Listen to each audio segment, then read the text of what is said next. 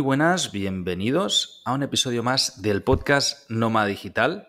Hoy estrenamos sección que además la vamos a compartir en formato video podcast en el canal de Alternatribu y la hemos titulado Emprendedores de éxito. El primer invitado que tenemos hoy es un emprendedor muy exitoso, Javi Pastor. ¿Qué tal, Javi? ¿Cómo estás? Hola, ¿qué tal? Muy bien, muy bien. Deseando estar aquí un ratillo hablando de lo que tú me preguntes, de todo lo que tú quieras. Yo no pongo filtro. Fantástico, me gusta ir así a corazón abierto. Bueno, yo me he estado preparando un poquito la entrevista de hoy y voy a hacer un breve repaso, ¿vale? de tu Sí. biografía para aquellos que no te conozcan o para aquellos que te conozcan un poquito, pues que te conozcan más. Tú eres uno de los copywriters en español más conocidos.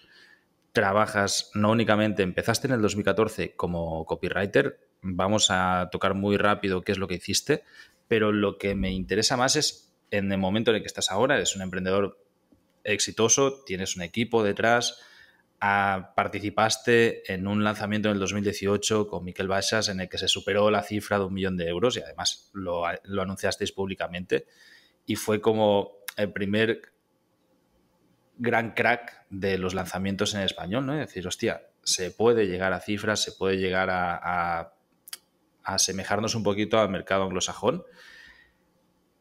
¿Qué ha supuesto, viéndolo en retrospectiva, estos 9 años de emprendimiento digital que llevas para ti?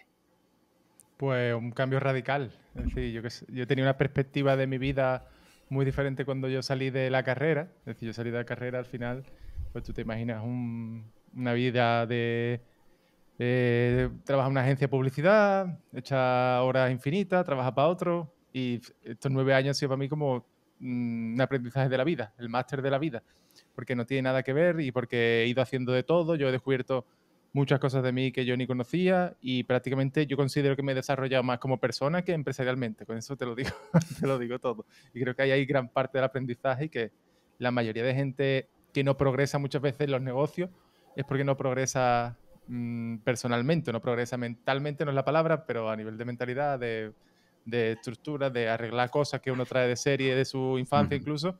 Si no arreglas eso es como si tuvieras un techo de cristal. Entonces, para mí estos 9 años han sido como una atracción de la Warner, una atracción de Disneyland, de estas que va, que sube y ahora baja y ahora corre, pues más o menos eso. Totalmente de acuerdo. Sí que me ha gustado mucho esto que has dicho, ¿eh? De que al final el desarrollo personal va súper atado Sí. al desarrollo como emprendedor. También porque supongo que en tu caso también pasa, ¿no? Que al final el emprendimiento va muy atado a tu persona. Sí, Entonces, si tú eres el líder de eso, por mucho que tengas un equipo detrás, sí, sí, si tú tienes unas limitaciones, va a tener consecuencias a todo sí, el sí. equipo, ¿no? Va a traer. Va a De ser. hecho, Si tú pones un freno, va a ser el freno de todo el proyecto. sí, además amplifica, es decir, cuanto más, si tú haces algo, eso es como tener una familia, ¿no? Al final tú no es exactamente igual. Pero si tú como padre o madre, ¿no? Pues tienes unas cosas que haces mal y se las enseñas a tus hijos, pues es aún peor, porque los mandatos que recibe ese niño o esa niña le influyen aún peor que a ti. Pues con un equipo es igual, si tú haces algo mal y lo sigues haciendo mal a nivel personal, es muy difícil gestionar un equipo donde la mezcla entre el personal y profesional es inevitable, es que es inevitable. Entonces, sobre todo gente más joven, gente sin experiencia, entonces hay un poco de todo ahí. ¿No crees que también puede que se nos haya ido de las manos este mismo concepto? Es decir, no sé si a ti te da también esta sensación, pero yo también llevo pues desde el 2012 o 2011 en el mundo digital emprendiendo. Y llegó un momento en el que de golpe todos teníamos que hacer dietas keto, ser veganos, meditar desde las 5 de la mañana, levantarte con el sol, hacer no sé Sí, cuántas sí. horas de ejercicio diario y era como, a ver, a lo mejor se nos está yendo un poco de las manos del tema de desarrollo personal. Además de tener una red de amigos muy importante, ¿sabes? Era como tantos tips que dices que ni Robin Sharma vive así. Sí, sí, sí. Yo creo que el problema está cuando es una receta para todo. Yo, por ejemplo, antes, mira, con respecto a esto, yo antes recomendaba muchos libros a mucha gente. Decía, léete esto, sin hablar con la persona, ¿no? Tú me dices, dime un libro, léete este. Y yo considero que eso es un error que yo cometí de todos, ¿no? Pues lo mismo con esto. El club de las 5 de la mañana, habrá gente a la que le venga bien y habrá gente a la que le venga mal. De hecho, hay gente que biológicamente le viene mal, porque biológicamente hay un tipo de personas que son los búhos, que son gente que duerme menos por la noche y trabaja mejor por la noche, porque biológicamente en sus antepasados, los estudios, ¿no?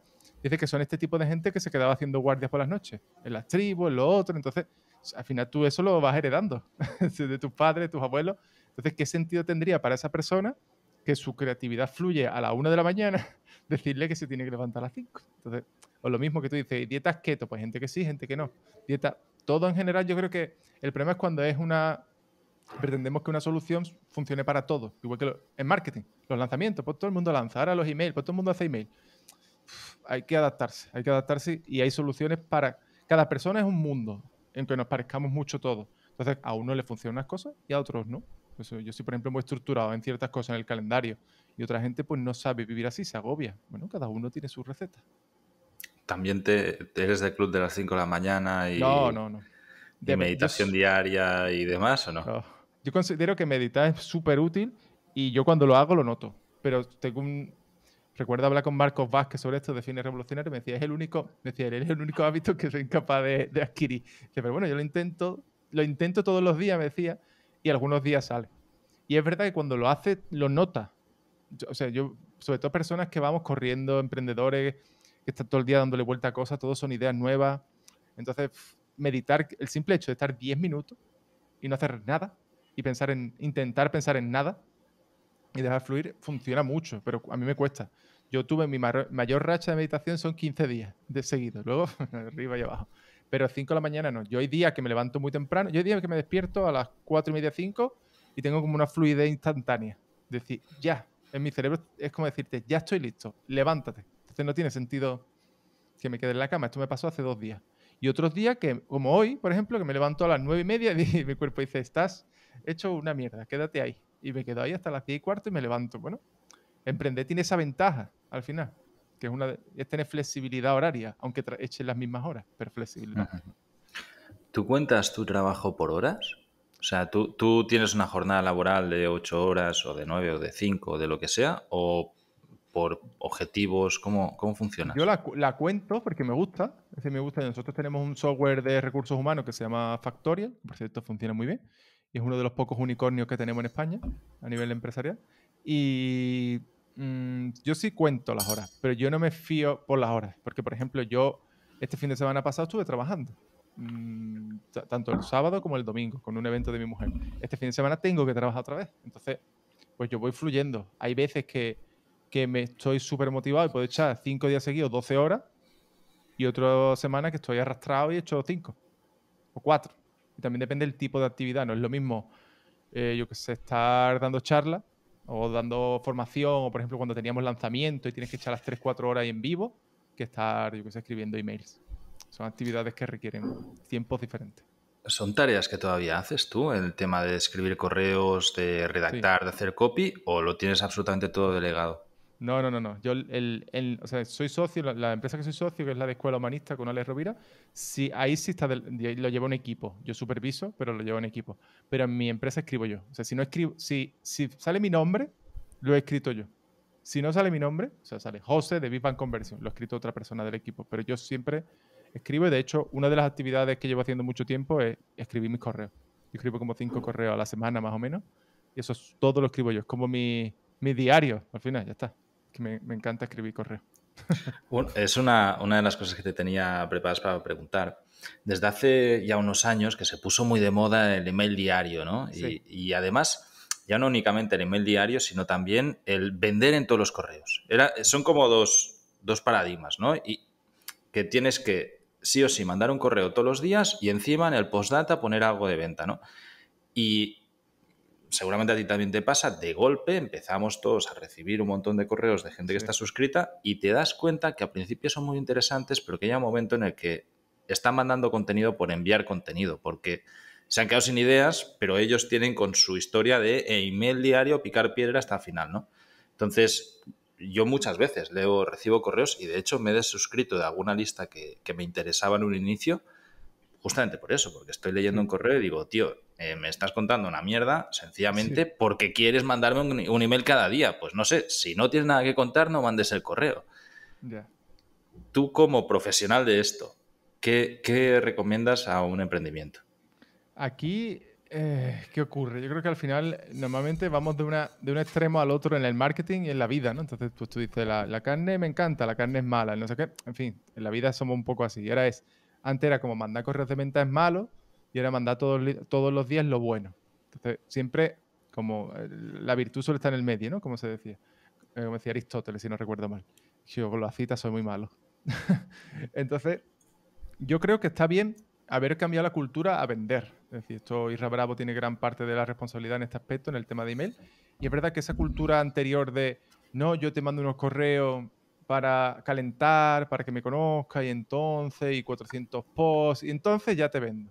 No tiene lógica a nivel empresarial. Tú esto lo hablas con cualquier empresa y te dirá, ¿por qué estamos haciendo esto? Lo lógico sería vender. O sea, tú entras en el Zara, tú entras en una tienda de ropa, tú entras en cualquier sitio, Ves no los te dicen... precios, sí, sí. No te dicen Sí, sí. pregunta y tal, no te lo Claro. ponen difícil. No viene la dependienta del dependiente y te dice, ¿quieres este artículo sobre las mejores camisetas de 2023? Te ayuda. O sea, no, Ojo que no sea un nuevo nicho de mercado que nadie esté explotando, ¿eh? Una sí, tienda sí, de ropa en la sin que precio.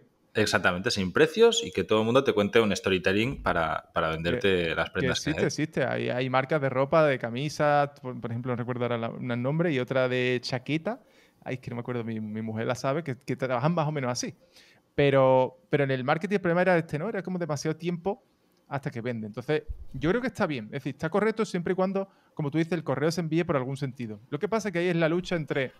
Aquí hay una frase de Seth Godin que dice, para crear contenido por encima de la media, tienes que crearlo por debajo y en la media. O sea, si hay una media es porque hay algo que está por encima y algo que está por debajo. Entonces dice, si tú todos los días, esto también lo trabajan mucho los escritores, todos los días escribes, es más probable que si escribes 30 al mes, haya 6, 7 excelentes, 15, 10 buenos, 5 decentes y 5 muy malos. Pero si no lo haces, si lo intentas hacer todos muy buenos, no te sale. Esto pasa también con los escritores. Los escritores, por ejemplo, hay un libro de Steven Pressfield que se llama La guerra del arte, donde él explica todos los días hay que vencer la resistencia y tienes que escribir. Seas bueno, seas malo, da igual, tú escribes. Porque así Ujú. estás atrayendo, dice, las musas, ¿no? Que vengan las musas y te ayuden.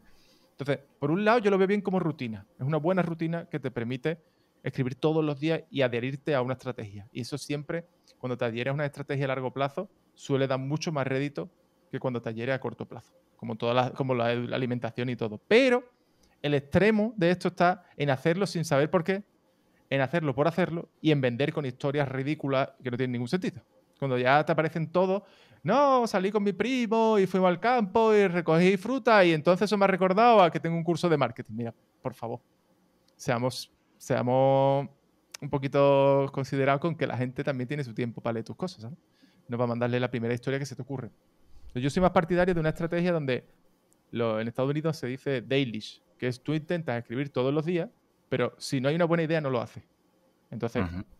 tú te levantas y lo escribes, y si es mala, no sale nada y dices, bueno, mañana. Pero siempre intentándolo todos los días.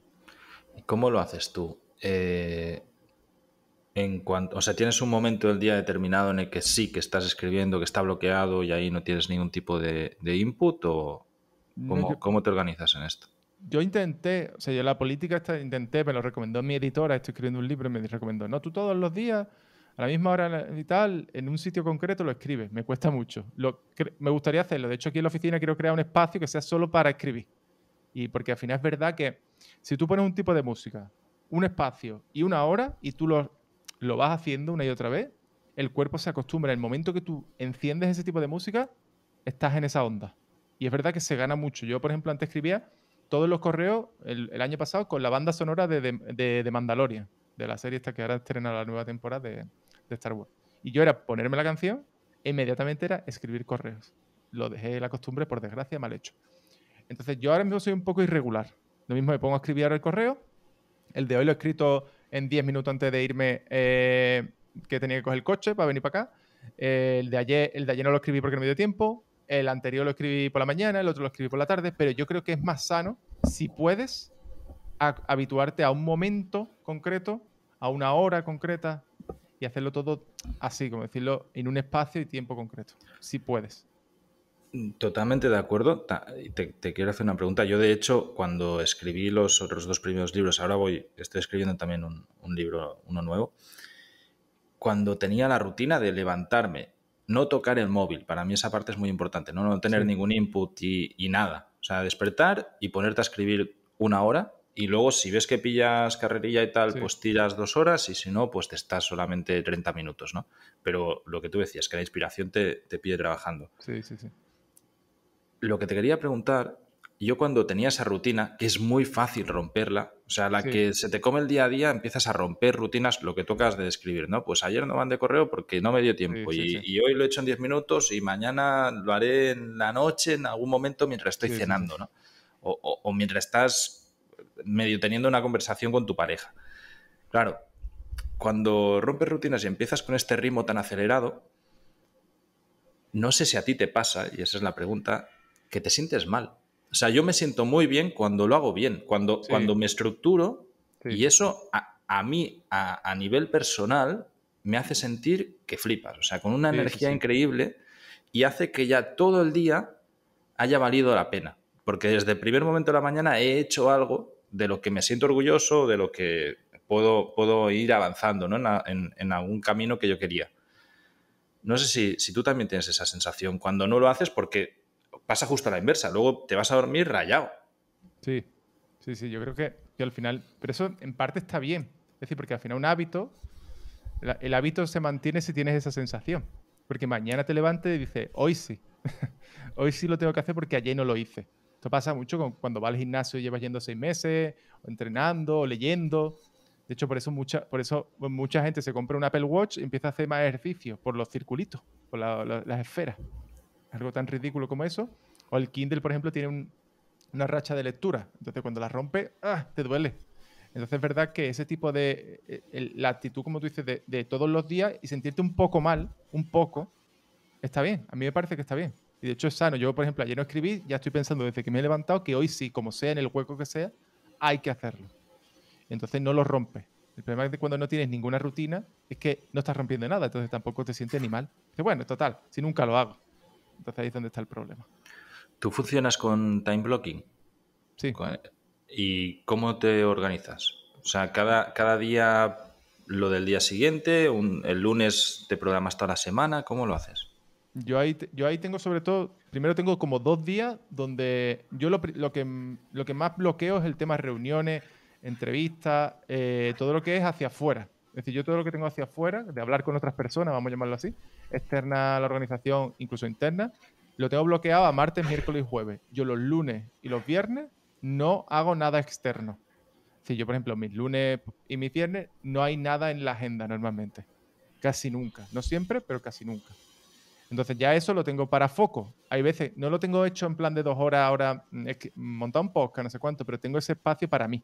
Yo sé que esos espacios, hay veces que cae una reunión o cae algo, pero están bloqueados. Ya luego sí tengo como días concretos, por ejemplo, los martes por la mañana suelo meter reuniones y entrevistas. Suele ser ahí. Martes por la mañana, reuniones y entrevistas. Entonces yo tengo desde las 9:30 hasta prácticamente las 4, quitando una hora de comida, entrevista, entrevista, reunión, entrevista, reunión, entrevista, y los miércoles más o menos igual. Y luego los jueves, cuando tengo alguna actividad concreta que quiero hacer, yo tengo un asistente, en el calendario yo pongo no disponible y yo me organizo para mí, pero ya no me Ujú. ponen nada. Entonces, para mí la clave es que tu calendario tengas tú el control. Entonces yo tengo el control del calendario y yo pongo todo, todo, literalmente todo. Yo pongo hasta cuando juega el Celta de Vigo, que es mi equipo, en fin, eso daría para otro podcast, pero cuando juega lo tengo puesto para poder reservarme el tiempo. Pero más que time blocking a nivel de 2 bloques concretos muy específicos, yo intento que sean días temáticos para tener esa energía. Es muy difícil escribir un correo, reunirte, escribir una página de venta. Es mejor escribir una página de venta y un correo y reunirte otro día o por la tarde, ¿no? Entonces prefiero hacerlo así. Totalmente, me ha gustado mucho la estructuración por temáticas, porque a mí es algo que me pasa, que a veces no cambio temáticas y después de una reunión tengo que escribir un correo o lo que sea Sí, y que ahí tienes la cabeza en la reunión. O sea, y como haya ido mal y haya habido problemas, no estás para escribir un correo, ¿no? sí, sí. Totalmente de acuerdo, me ha gustado Cuesta, mucho. cuesta. Es que al final el cerebro reinicia, es como el ordenador. Mm. Al final tenemos que pensar que cuando haces eso es como si apagaras el ordenador y lo vuelves a encender. Pues todo ese tiempo, que ya cada vez menos, ¿no? Pero todo ese tiempo que pasa es el tiempo que tu cerebro dice, espera, ¿esto qué es? Esto no tiene nada que ver con lo anterior. Totalmente. Entonces, Tienes una TED Talk mm, de TEDx de Málaga basada en la teletienda. Sí. Yo me la vi, me gustó mucho. Me gustaría que nos explicaras el concepto de PAS. Evidentemente estabas hablando de copywriting para ponerlo Sí. en contexto, ¿vale? Y es básicamente el arte de vender a través de las palabras, ¿no? Sí.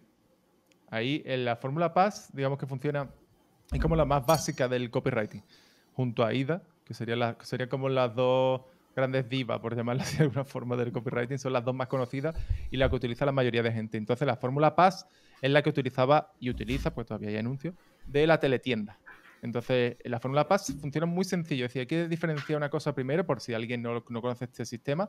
Las fórmulas son una cosa y las plantillas son otra. Si una plantilla es algo que se completa. Yo te paso, escribe este email, Carles, y rellena aquí, pon aquí tu nombre, pon aquí tu empresa y pon aquí tu precio. Eso es una plantilla. A mí eso no me gusta. Y una fórmula es una estructura. Pues se hace primero esto, luego esto y luego esto. Como para hacer una casa, Ujú, primero hay que hacer unos planos, luego hay que construir y luego hay que pintar, por ejemplo. Estoy diciendo mal. ujú. ¿Vale? Pero eso no significa que todas las casas sean iguales. Entonces, la fórmula PAS te dice, una persona para que compre necesita tener un problema, ser consciente de que tiene un problema. Y esto es un básico de la venta en general. Si tú no tienes un problema, no compras. Normalmente no compras. No, se trabaja mejor como venta como calmante que como vitamina. Perdón. Entonces, la primera parte de la fórmula es, hay un problema. ¿Cuál es el problema? Entonces, tienes que hacer que la persona diga, vale, tengo este problema. O detecto que tengo ese problema. Lo que pasa es que tenemos muchos problemas. O sea, la mayoría de gente, salvo que sea, no sé, alguien súper especial, tienes decenas de problemas. Más de un problema, ¿no? Sí, bueno, si tú le preguntas a la gente por cosas buenas de su vida, la lista le das un post-it y le sobra. Si le dices cosas malas, le tienes que dar un folio, una 3 o una 2 o una 1, en fin. Entonces, ahí es la A de agitación, que es decir, vale, tú tienes muchos problemas, el mío está posicionado, yo lo explico como Google, el número 9, entonces no le prestas atención. Entonces, la agitación es como decir, cómo hacerte ver que ese problema pues, es más grave de lo que tú piensas y evidentemente requiere de una solución más pronta, más temprana. Y por último, la S es, vale, tiene una persona que sabe que tiene un problema, tiene una persona a la que le has posicionado el problema en el top 3, entonces esa persona quiere una solución. ¿Cuál es? Preséntasela. Y entonces le presenta la solución a este problema, es este. Yo esto lo explico en casos normales, con un caso real mío. A mí, por ejemplo, cuando era más joven, me empezó a doler el tobillo. Me dolía, bueno, algún esguince suelto, nada especial. Un problema, pero nada especial porque tengo muchas más lesiones. Entonces era una más. ¿Qué pasa? Llega un momento en el que yo empiezo a notar que piso mal, me duele todos los días, me molesta, me hago esguinces diarios casi. Entonces tú dices, esto no es un problema, esto es un problema grave. ¿Y entonces qué hago? Pues digo, ¿qué puedo hacer? Voy al fisio, voy al traumatólogo, voy a otro sitio y al final acabo yendo a un especialista de entrenamiento y recuperación y allí me recupero, elijo esa solución, pero la busco porque sé que tengo un problema grave. Ese es el proceso. Ujú. Entonces, si tú consigues que la persona, por ejemplo, alguien hubiera conseguido que yo antes me diera cuenta que eso era realmente importante, hubiera comprado antes. Eso es la fórmula PAS. Esta fórmula aplicada a las páginas de venta, si sea porque vas a captar suscriptores o porque vas a vender un producto final, muchas veces también sucedió lo mismo, que ha ido como en modas, sobre todo en Sí, el mercado español. eh, Se hacía mucho énfasis a los puntos de dolor. Es decir, hay un sí, momento que es esta agitación, ¿no? En el que tú expones un problema, ¿no? Pues no puedes hacer abdominales. sí. Y luego empiezas a ver que eres un gordo, porque tal, porque. ¿No? Y buscas ahí una. Evidentemente lo estoy llevando al extremo, pero sería eso. Sí, No, sí. no tienes ventas, porque lo haces todo mal, porque no tienes esto, tal. Y como que te llega a hacer sentir mal para agitarte y luego te ofrecen la solución, ¿no? Es la estructura básica de una página de ventas. Y llegó un momento en el que el término vendehumos también se Sí, popularizó justamente por eso, por el exceso, no únicamente de la agitación, sino también una sobrepromesa en la solución. Es sí. decir, si yo te digo, oye, que tu negocio tiene estos problemas, ¿no? Y no vendes suficiente mira cuánta gente alrededor tuyo está ganando millones de euros y tal. Y te digo, no, y con mi solución en 2 días estarás ganando 5 millones. Sí. Claro, luego tú la compras y ves que eso no se cumple Sí, y encima te digo, no, es que la culpa es tuya porque no has sí, sí, hecho, sí. no te has implicado a tope. Claro, no sé cómo lo ves tú. O sea, en el mundo de marketing digital, desde hace a lo mejor los últimos 5 años, los que llevamos más tiempo, creo que hemos visto toda esta evolución, ¿no? Sí, sí, sí. De cuando empezaban los blogs, luego empezaban los infoproductos en ebook y poco a poco se ha ido todo como cada vez aumentando más y ahora hay academias y másters y demás. ¿Hacia dónde estamos yendo? O sea, ¿tú crees que es muy difícil para un usuario discernir entre el que te está vendiendo humo y el que te está dando una solución? Yo creo que depende del... O sea, hay varios conceptos aquí. Entonces, primero hay un concepto que es el nivel de sofisticación de un mercado que determina la experiencia de la gente en ese mercado. Es decir, un mercado joven es fácil engañar a la gente porque la gente no entiende. Entonces, el mercado de los cursos online, cuando empezó esas promesas, no había tanta gente expuesta a ellas previamente como para saber si eran buenas o si eran malas. Entonces eso se llama un mercado de nivel. Esto es un concepto de Eugene Schwartz. Entonces, el nivel 1 con una promesa te vale. Tú dices, curso de marketing online. Y ni sin prometer, incluso te lo compras porque no hay nada. Entonces no hay nada, pues dices, yo quiero aprender marketing online. Este tío tiene un curso, pues se lo compro a él, ¿no? Y dice aquí que lo ha comprado otra gente, me vale. Luego entramos en una etapa 2 donde la gente, como tú dices, empieza a sobreprometer. Porque claro, si uno que vende cursos online gana 1.000.000 de euros, los de al lado dicen, amigo, este mercado, yo quiero Sí, sí. mi trocito, ¿no? Esto es la ley de oferta y demanda de toda la vida. Entonces, ¿qué pasa? La gente no puede decir ya si hay 7 cursos de marketing online en qué se diferencia. Pues tú dices, aprende marketing online desde En casa, 5 días, sí, sí. en un mes, bueno, en 3 meses, bueno, en un año, luego en 3, luego en un día, luego en 4 días y ganas 1.000 euros, en 4 días ganas 2.000, aunque no tenga con una mano delante y otra detrás, aunque no sepas ni hacer lado con un canuto. Entonces va sumando, llega un momento en el que esa cuerda revienta, porque hay un montón de gente que las promesas no se cumplen. Y ahí saltamos al nivel 3, que es el que estamos ahora, que es el del escepticismo, que es ese nivel donde todo el mundo empieza, todos son vendehumo, todos son malos, porque ahora pasas de todos son buenos a todos son malos. Entonces, ahora es más difícil que una persona, si estamos en este nivel, digamos, la engañen. Si busca y si piensa un poco y si analiza.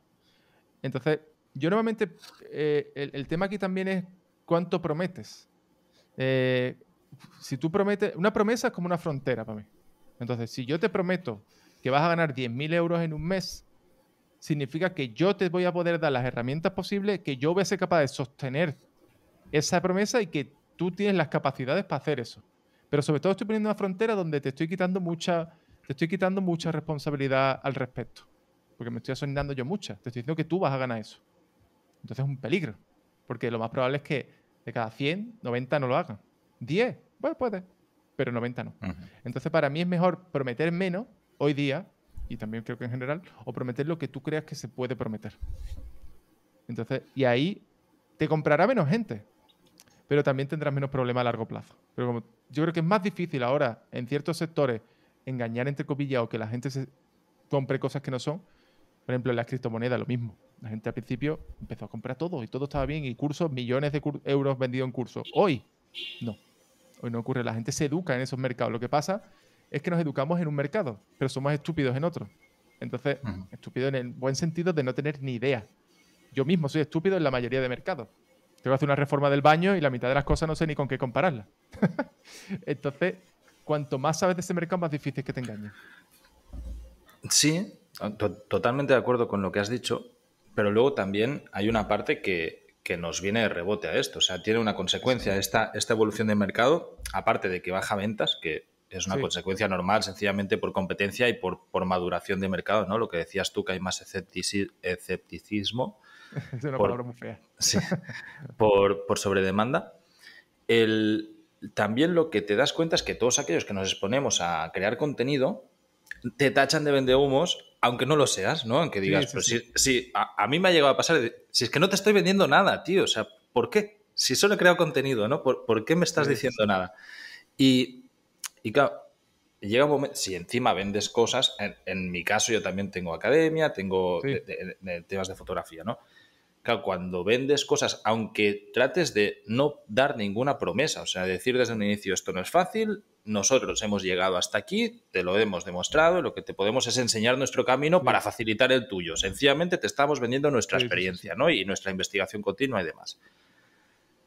¿Cómo llevas tú o cómo recomendarías llevar a un emprendedor este tipo de comentarios, de ataques? Porque incluso hay veces que en Internet hay mucho hate, bueno, como en la Sí, sí, sí. vida. Es Real, sí, sencillamente, sí. exactamente, es una mala praxis de lo que es la vida, ¿no? Que la gente se escuda a través de Sí, bits sí, sí. y es mucho más agresiva de lo que sería. ¿Cómo lo llevas? ¿Ha habido un momento en el que te ha afectado de verdad? Sí, a mí, es decir, yo creo que a todo, es como a todo el mundo le acaba afectando, sobre todo al principio. Es decir, yo he tenido yo llegó a sacarme un youtuber en su momento con un montón de gente ahí por la cara y un vídeo que han visto 1 millón de personas, entonces evidentemente eso te afecta. Cuando tu día a día es que gente que no conoces de nada te diga, yo te he visto en un vídeo de YouTube y no es en una entrevista que te pongan para bien, sino que te ponen vestido de limpio, entonces no te hace gracia. Lo que pasa es que para mí llega un momento en el que como que si tú todos los días, voy a decirlo mal, ¿no? Pero tú todos los días comes mierda, al final te acabas hasta sabiendo bien. O sea, ¿qué te quiero decir? Que te da igual, te haces indiferente. Entonces aquí para mí lo que más me ayudó fue empezar a estudiar una filosofía que es el estoicismo, que también está muy de moda y tiene mucho sentido el por qué está de moda, en el que tú dices, mira, yo no puedo controlar que la gente hable ni bien ni mal. Es como si dices, yo puedo controlar mi trabajo, pero no los frutos de mi trabajo. Entonces, yo puedo hacer la misma cosa y a 100 personas le parecerá bien y a 100 le parecerá mal. Y la cosa será la misma. Y yo solo puedo controlar lo que yo hago. Entonces, yo desde que hay muchas más cosas en el fondo que hay que trabajar aquí, ¿no? También hay un tema de autoestima, hay un tema de que necesitamos mucha validación externa. Entonces, cuando esa validación externa se cae, es como sentirte como un rey destronado, ¿no? Como los niños cuando tienen un hermano y sienten envidia del hermano, pues algo así. Entonces, yo creo que lo mejor es pensar en eso, es decir, es que el mismo contenido, hagas lo que hagas, va a haber gente que le guste y gente que no. Y por el simple hecho, como tú dices, de publicitarte, la gente te va a insultar. Hay gente que está aburrida en internet y te va a decir, es que todos los que vendéis un curso de esto tenéis barba, o es que no te entiendo, ponte subtítulos, cosas así. Es que da igual. Y otro justo debajo te va a decir, me encanta. Entonces, Sí, sí. esta es nuestra tendencia. Es como si tú vas a una fiesta, y esto está demostrado, y 30 personas te dicen, qué guapo vas, y uno te dice, te podrías haber vestido mejor. Te vas a quedar con ese. Te vas a quedar solo con esa persona. Entonces tenemos que aprender a decir, bueno, yo prefiero que hablen bien de mí, pero yo no puedo controlar ni que hablen bien ni que hablen mal. Entonces, si alguien viene a un anuncio a insultarme, es su problema y normalmente esto también dice más de esa persona que de mí. Porque tú cuando insultas y criticas, lo que haces es proyectar algo que ves en la otra persona que no te gusta de ti. Entonces, yo ahí lo hago así. ¿Tú quieres criticar? Enhorabuena. Yo muchas veces hasta contesto, me río ya, paso. O lo borro, ¿sabes? Es que no me preocupo en ni argumentar, porque no tiene sentido entrar a argumentar con este tipo de gente. Me ha gustado mucho, yo lo resumiría como el desapego Sí, a la acción de resultados, ¿sabes? O sea, yo he hecho esto y, oye, si te parece bien sí. o mal, es cosa tuya, a mí me da, También, me da más igual, ¿no? si lo haces mal y tú piensas, dices, estoicismo hay un tema que es como el de bondad, ¿no? De la virtud, de hacer las cosas siempre por el bien tuyo, y el bien mayor y luego el tuyo, ¿no? Entonces, si tú piensas, ¿lo he hecho por esto? Sí. ¿Me he podido equivocar? Sí. También me he equivocado en esto, sí, lo admito. Y hacerte autocrítica. También recomiendo un libro de Anthony Bolincha que se llama El secreto de la autoestima, que habla de estas cosas, ¿no? A través de la autocrítica y el sufrimiento productivo creces. Si a ti te insultan y no aprendes, y te lo toma a nivel personal y sufres, no aprendes nada. El próximo vez que te insulten será como reiniciar el bucle. Si tú aprendes por qué te insultan, qué has provocado cómo has provocado ese insulto, por qué, si tiene sentido, si no, sufre, pero produce, porque después tienes herramienta para el siguiente insulto. Entonces ahí, desapego. Yo creo que el desapego es bueno en el marketing en general. Los resultados son Y consecuencias de unos en la sistemas. vida, o No, sea, en la vida, sí, sí. en la vida es súper Todo. necesario, sí, sí. Sí, sí, sí, sí. Javi, antes hablábamos de el primer lanzamiento públicamente que superó 1 millón de euros en Sí, español, ¿vale? Fue el 2018 con Miquel Baixas. Si no recuerdo mal, fue la Escuela de Nuevos Negocios sí, o fue ese, ¿no? sí, sí. Conozco bastantes personas que entraron en ese lanzamiento. Era un ticket que en Sí, ese sí. momento se consideraba alto. 2000. Creo que eran Sí, sí. 3.500 euros o No, 2.500, una 2000. cosa así. Ese era de dos, creo. De dos. Sí, sí. Cuéntanos un poquito, ¿cuál fue tu implicación en esto y cuáles crees que fueron las claves que permitieron a ese lanzamiento llegar? Porque sé que justo después de este lanzamiento hubo otros Sí. que superaron de largo esta cifra y que se habían basado en las mismas técnicas que se utilizaron en este primer lanzamiento. A ver, ¿Qué fue lo que funcionó de más ahí? ahí realmente fue un momento, es que a ver, siempre todas las cosas tienen un porcentaje mínimo de estar en el momento adecuado, en el sitio adecuado. Entonces, primero, ese lanzamiento lo auparon. Yo trabajé ahí como copywriter y trabajando un poco toda la estrategia y lo que es la parte interna. De hecho, a partir de ahí se copiaron muchas cosas que hicimos ahí, se copiaron después, como tú dices, para todos los lanzamientos posteriores de otra gente. Tipo, por ejemplo, la apertura previa, la lista VIP, que era en vez de vender en el vídeo 4, que eso es Product Fórmula de toda la vida, en el 3 se empezaba a hacer una preventa y había un bonus entre el vídeo 3 y el 4 para que la gente comprara antes. Y entonces eso lo probamos ahí y funcionó tan bien que luego todo el mundo lo aplicó. En fin, hay más cosas que se podían ver, pero la clave número 1 fue que Miquel era el mentor o tenía un mastermind de un grupo de personas con grandes comunidades y comunidades muy fuertes y muy fieles. Entonces, todas estas personas fueron afiliados de él. Entonces, la afiliación es una de las formas más rápidas de crecer en autoridad rápido. Si tú te fías de mí y yo te recomiendo a Miquel o a quien sea, tú vas a decir, bueno, lo voy a mirar. Pero ya lo miras con buenos ojos, ya no lo miras como hemos dicho antes. Esa Sí, con barrera, desconfianza. esa barrera de vende humo, ¿quién será este? ¿Me quiere engañar? No, me lo ha recomendado Javi, voy a mirar. Y luego podrás pensarlo. Pero ya tienes es como si fueran 10 puntos, 3 los has ganado. Entonces eso sumó mucho, de hecho más de un 50% de las ventas fueron de afiliación. Luego, ¿qué pasó? También era un momento concreto donde la gente estaba pasando de tener blogs, de tener como infoproductitos, cursitos, y a decir, quiero un negocio, ¿eso cómo funciona? Era un momento justo donde la gente empezaba a contratar equipos, en este sector, sus primeras contrataciones, sus primeros colaboradores, primeros problemas de tengo 3 personas y una no me funciona. En fin, hoy día tengo 30. Pero entonces ahí entró justo un concepto que creamos, que fue los negocios de verdad. Era como decir, tú tienes un juguete muy pequeñito, una cosita, y si quieres un negocio de verdad como estos, hay que hacer estas cosas. Entonces Miquel fue como ese puente hacia la profesionalización del sector. Luego se hicieron muchas cosas bien y muchas cosas mal. Pero era como el puente hacia ahí y eso lo quería mucha gente. Mucha gente estaba cansada de ser el hombre o la mujer orquesta. Y si a eso le sumamos que en ese momento, digamos, ya había un ecosistema infoproductor donde la gente estaba acostumbrada a comprar cursos, pues A más B más C más D, Vale. sumó todo. Luego, a partir Claro, de ahí... además, perdona, el target perfecto eran los pequeños infoproductores, ¿no? Que ya empezaban, yo me incluyo en ese momento, ya estaba Sí. ganando suficientemente bien, con lo que tenías un poder adquisitivo suficiente como para pagar algo grande, y además tenías todos los problemas que conlleva el ser hombre orquestra, ¿no? Es decir, voy de puto culo siempre porque tengo un montón de cosas por hacer y estoy viendo que me estoy perdiendo una oportunidad mayor. Exacto. ¿No? Esa supongo que sería la promesa, ¿no? Es decir, no, con nuestra formación te organizamos para que tú esta oportunidad mayor la puedas captar. Entonces, al final, claro, la inversión que haces tiene un retorno muy, muy tácito, Ahí, ¿no? Porque ya has probado un poquito de eso. O sea, tú ya estás vendiendo un poco y dices, hostia, es que si lo hiciese bien, vendería muchísimo más. sí. Ahí al final Product Fórmula funciona así. Product Fórmula o fórmula de lanzamiento, que ya está en castellano, de la mano de Luis Carlos. Lo que te dice, hay una oportunidad que tú no estás cogiendo, vídeo 1, que era el de la Matrix, la realidad alternativa, algo así, realidad paralela, algo así. Entonces tú dices, ¡guau! Negocios de verdad, ¿sabes? Como yo no tengo eso, ¿por qué no tengo yo eso y estoy aquí como un desgraciado todos los días trabajando 12 horas?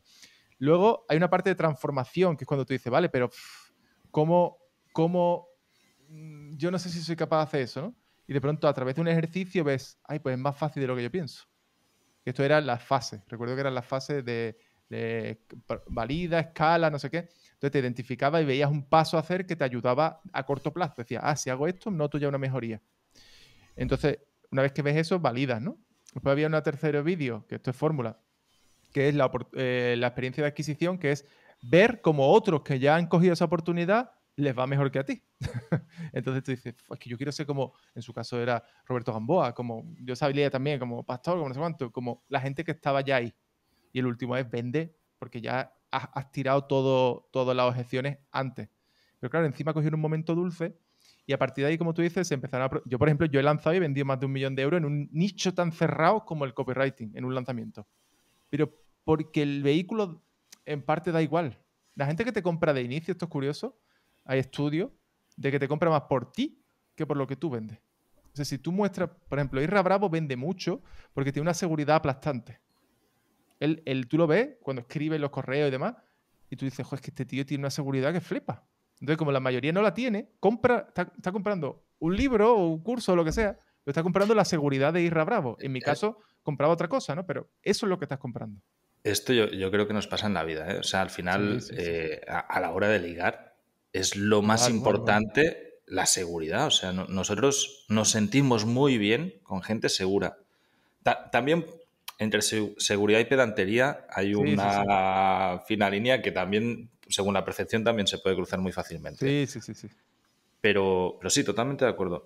Eh, me parece muy interesante. De hecho, en el lanzamiento que marcó este primer paso, ¿no? Luego también se instauró una nueva moda entre todos los que estaban, porque también recuerdo, ¿no? Que la gente de golpe empezó, pues hay que vender la fórmula PLF, ¿no? Y Sí, venga, sí, y sí. todos hacer eso. Y ahora es Sí, sí, sí. unos cuantos vídeos de training, de no sé qué, webinars, y todo el mercado haciendo lo mismo.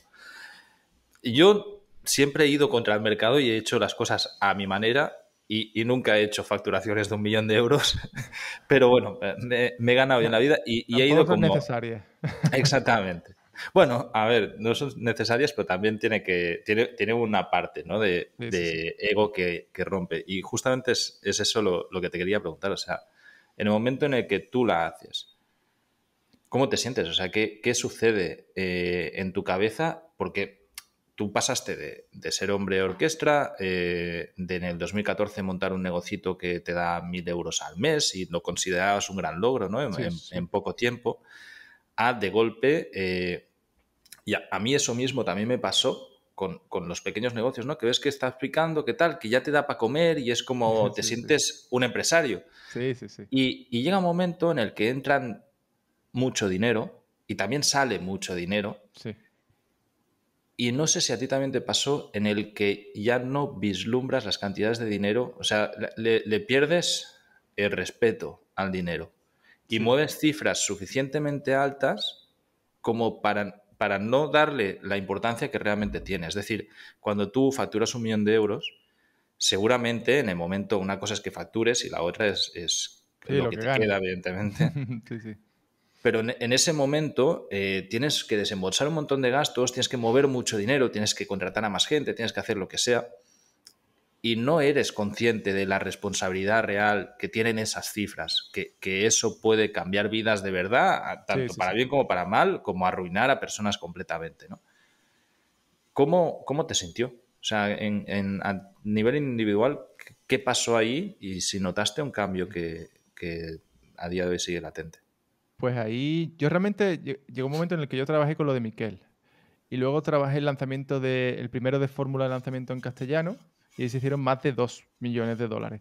Entonces yo dije, joder, yo he estado ya detrás trabajando en varios lanzamientos y ya había ayudado a facturar muchísimo dinero. Y yo creo que yo tengo la capacidad de poder hacer esto. Yo tenía como un techo de cristal de decir, yo en este sector más de esto no se puede vender.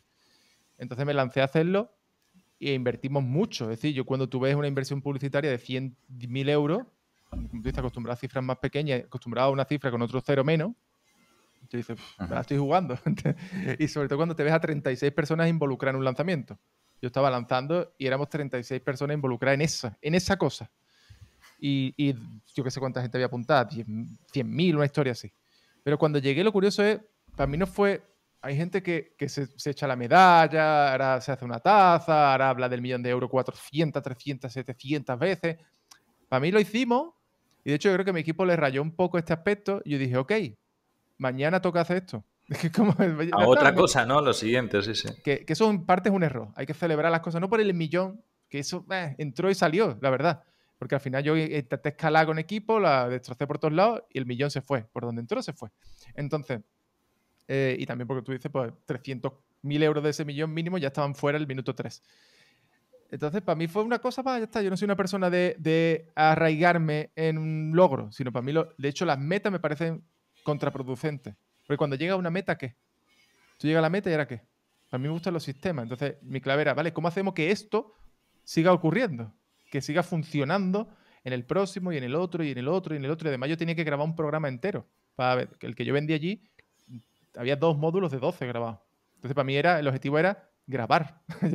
Yo Sí, sí, siempre... cumplir con la promesa que acabas de Exacto, exacto. vender. Y mi objetivo era, yo ya tenía reuniones con los tutores de vamos a hacer esto, hay que cambiar esto, hay que llegar a esto, hay que cumplir esto, vamos a cambiar la metodología, vamos a adaptar esto, adaptar aquello.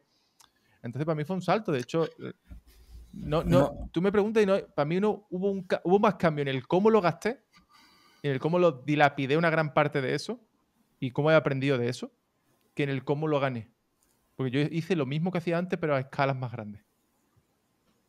se me ocurren muchísimas preguntas, pero sé que vamos justos de tiempo.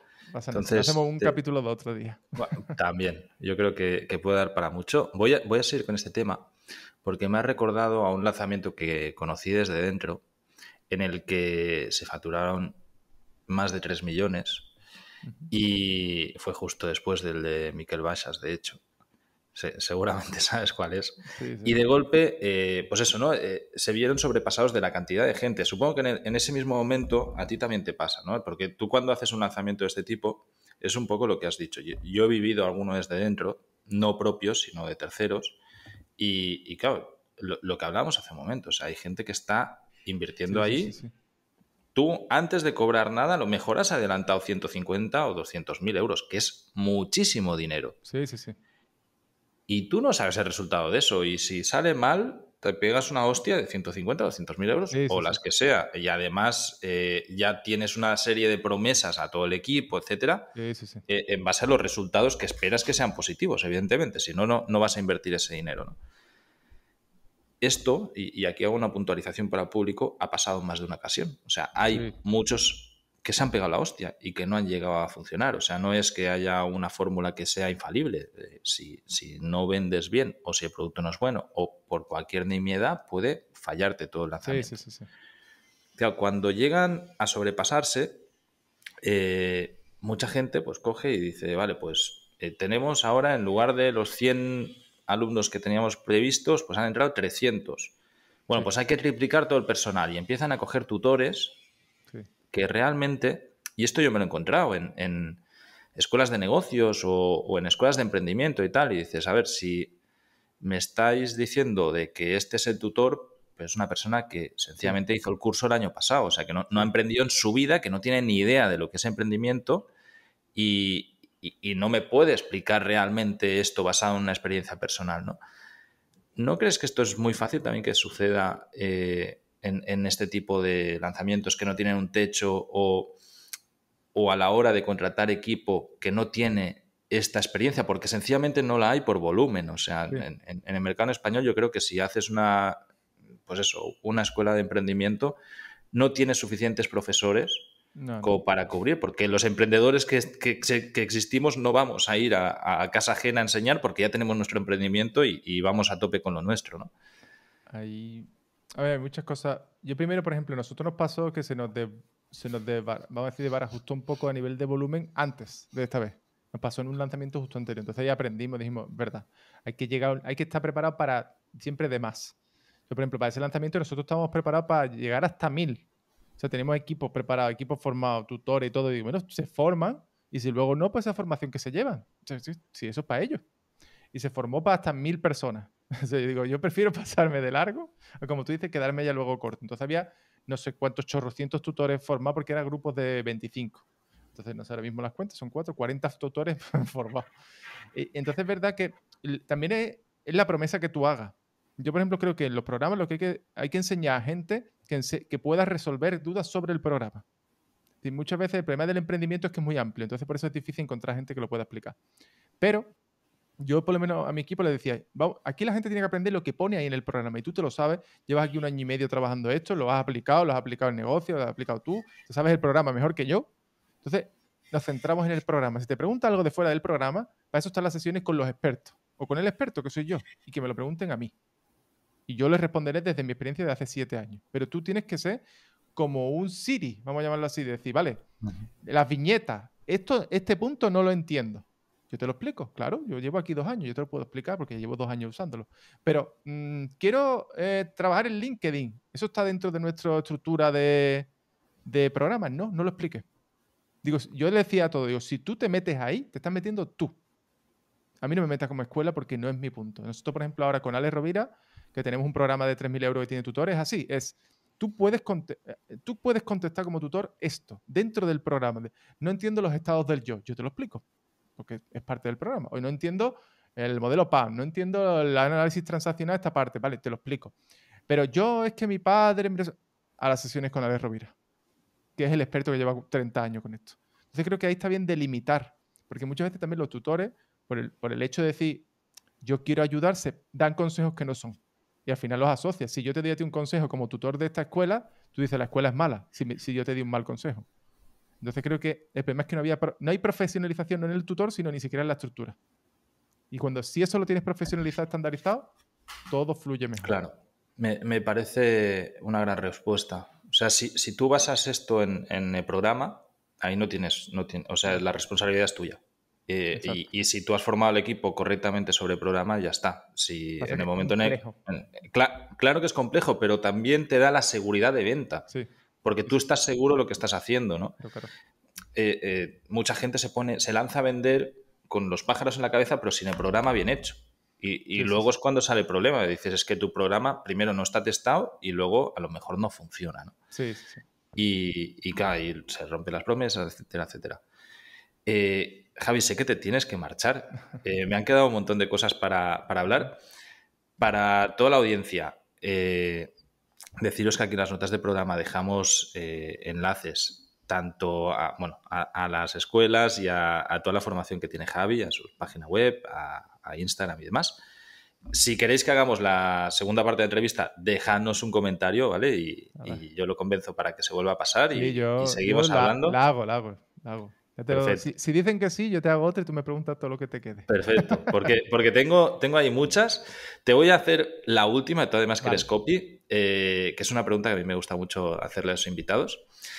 Si tú tuvieras la potestad de poner una pancarta gigante en un lugar supervisible en Madrid, en Málaga, donde tú quieras, hay una pancarta enorme, ¿qué pondrías en esta pancarta? Uf.